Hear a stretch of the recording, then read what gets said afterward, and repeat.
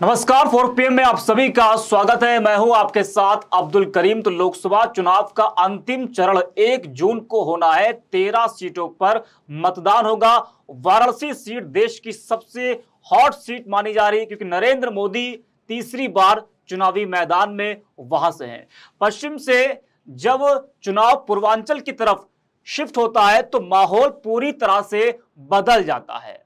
बदल इसलिए जाता है क्योंकि इंडिया गठबंधन ने इस वक्त पूर्वांचल में जो माहौल बना रखा है उससे बीजेपी कहीं ना कहीं सहमी हुई है, डरी हुई है। आपने इंडिया गठबंधन के तमाम सभाएं वहां पर देखी और उन सभाओं में जिस तरह से भीड़ जुट रही है उससे तो लग रहा है कि पूर्वांचल इस बार बदलाव चाह रहा है। वाराणसी की हम बात करेंगे। वाराणसी से कांग्रेस के अजय राय हैं और प्रधानमंत्री नरेंद्र मोदी तीसरी बार वहां से चुनावी मैदान में है और बीएसपी ने इस बार उतारा है अतहर जमाल लारी को। जी हां, तो थोड़ा वाराणसी का जो जातीय समीकरण है उस पर हम जरा बात कर ले, वो भी आपको हम बता दें। वाराणसी की बात हम लोग कर रहे हैं तो वहां पर जो कुल मतदाता है वो 19,62,000 के आसपास हैं और वहां पर 75% हिंदू है और 20% मुस्लिम समुदाय के वहां पर लोग हैं और जो 5% है वो अदर समुदाय के लोग वहां पर हैं। और यहां पर जो कुर्मी समाज के मतदाता है वो बड़ी संख्या में है, ब्राह्मण भी है, भूमिहार भी अच्छी संख्या में है।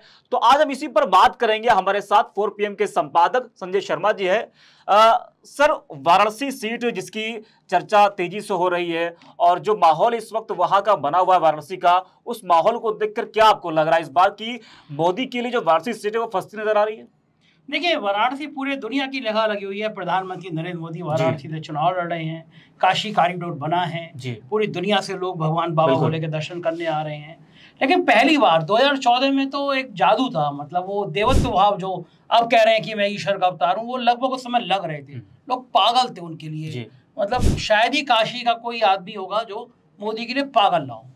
2019 में चुनाव फंसता, लेकिन तब तक पुलवामा हो गया, सर्जिकल स्ट्राइक हो गई और आराम से जीत गए मोदी जी।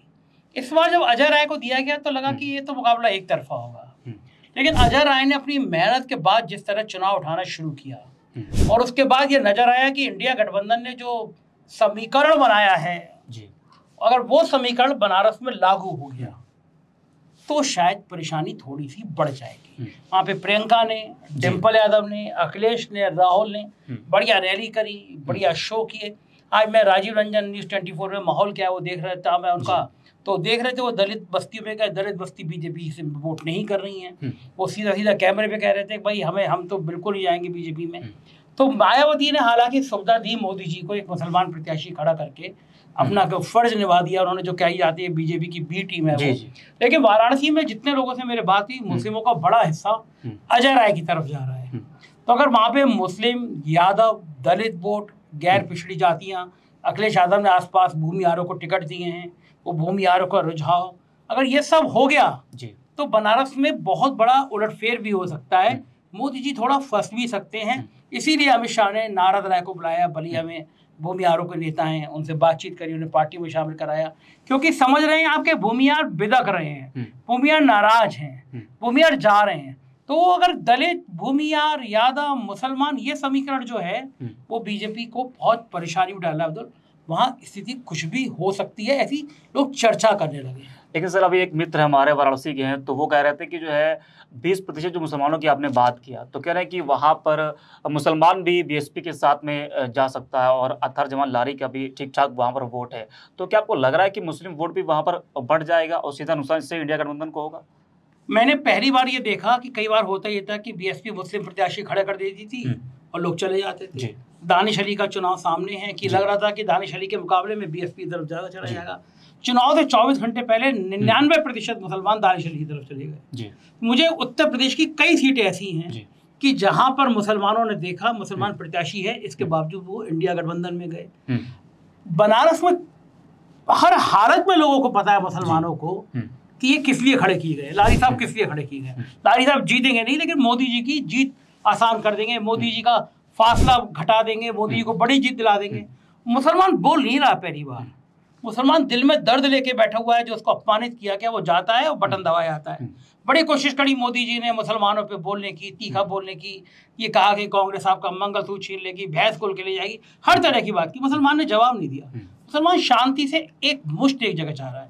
तो बनारस में मेरी सूचना यह है कि मुसलमान जा रहा है, दलित जा रहा है, भूमियार का बहुत बड़ा हिस्सा जा रहा है, यादव जा रहे हैं। तो हो सकता है कि बनारस में इस बार कुछ मजेदार चीजें आए। और डर भी आपको दिख रहा होगा कि नामांकन में किस तरीके से जेपी नड्डा पहुंचे, अमित शाह पहुंचे, तमाम प्रदेशों के मुख्यमंत्री पहुंचे। उसके बाद 33 प्रत्याशियों का नामांकन जो है वो खारिज कर दिया गया। मात्र 6 लोग जो है नरेंद्र मोदी जी के सामने हैं। तो ये दिखाई पड़ रहा है कि जो है डर साफ वहां पर नजर आ रहा है। हाँ बिल्कुल। एक श्याम रंगीला है, वो बहुत बढ़िया श्याम रंगीला का, हाँ, उसका भी खारिज कर दिया गया।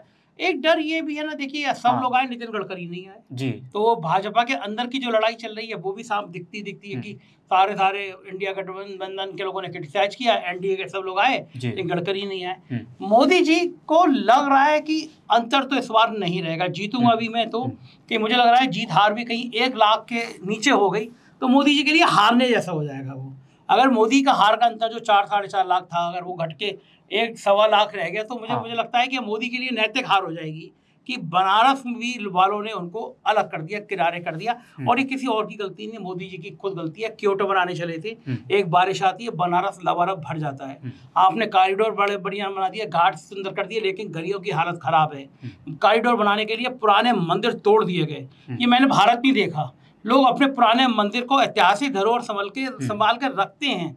काशी मंदिर के जब जाते थे उन गलियों में तो दर्जनों छोटे बड़े मंदिर थे, ये सैकड़ों साल के स्थापित मंदिर थे। उनको तोड़ के आप हर जगह 5 स्टार बना दोगे, मतलब देखिए चकाचौंध तो लगेगी। तो आप क्या भगवान शिव के मंदिर पे चकाचौंध देखने जा रहे हो कि सोने के कलश लग रहे हैं, 5 स्टार होटल है बना हुआ है, या फिर भगवान की आस्था देखने जा रहे हो? पुरानी गलियां, वो पुराने मंदिर तोड़ के हर जगह जो 5 स्टार बना रहे हैं ना, तो ये देश बड़े लोगों का बनाते जा रहे हैं, गरीबों का देश खत्म होता जा रहा है। ये वहां भी दिखने लगा, भगवान के घर पे भी दिखने लगा। सर, जो परिस्थितियां हैं वो कितनी अलग आप देख रहे हैं 2014 से 2019। अगर हम बात करें तो 14 में अरविंद केजरीवाल थे, 3,38,000 के आसपास जीत मिली थी नरेंद्र मोदी को। उसके ये बढ़ा मार्जिन 4,72,000 हुआ उस बार। लेकिन जो है पिछली बार जो सपा बीएसपी थे वो एक साथ थे, कांग्रेस अलग थी।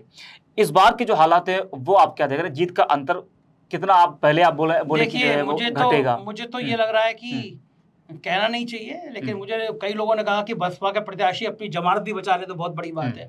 और अगर ये स्थिति वाकई में होती है कि बसपा प्रत्याशी की जमानत जब्त होने की स्थिति में आती है तो निश्चित रूप से, अगर ये स्थिति होती है कि बसपा का वोट नहीं मिलता है, अगर मतलब मैं फिर कह रहा हूँ ये स्थिति होती है कि बसपा के प्रत्याशी की जमानत जब्त होने की स्थिति होती है तो मोदी जी का चुनाव 1 लाख से अंदर आ जाएगा, जीत हार का अंतर। और ये बड़ा अलार्मिंग है, बड़ा खतरनाक है, बड़ा खौफनाक है।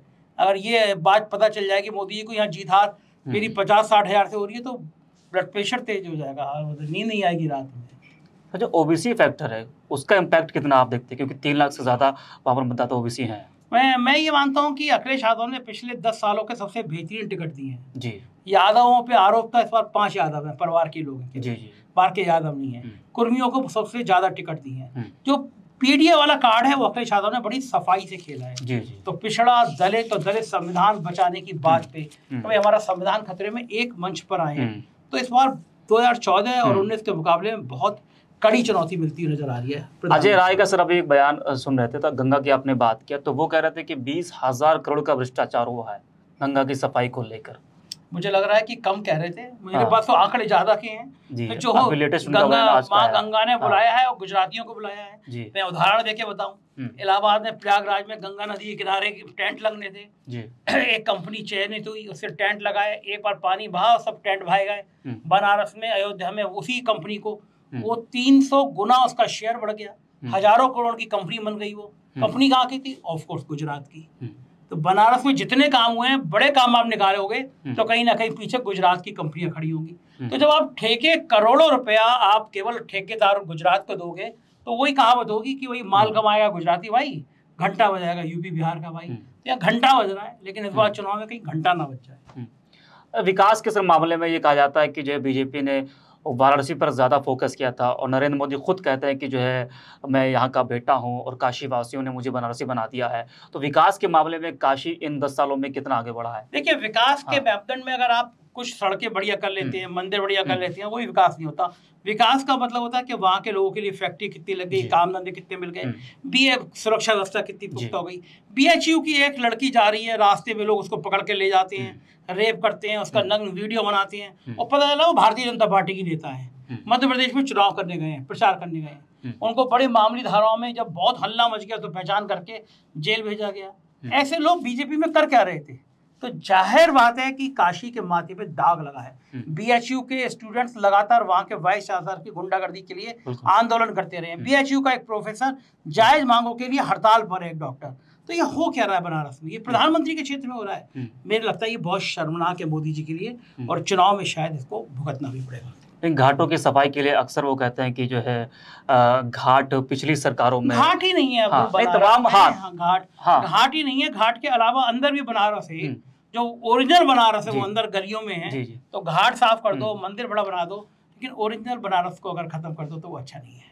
ठीक है सर, आपका धन्यवाद। तो वाराणसी में इस बार क्या होगा और वहां की जनता इस बार किस तरह से बदलाव चाहेगी, ये तो खैर 4 जून को ही पता चलेगा। फिलहाल इतना ही। आप देखते रहे 4 PM।